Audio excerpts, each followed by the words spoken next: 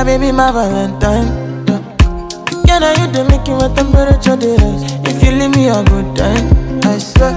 You are like the oxygen I need to survive. I'll be honest. Loving the thought of me, I am so obsessed. I want to chop your heart. Never did it back and it's real. Open up, make us feel love. Yeah, my love, one thing. Me make a bad man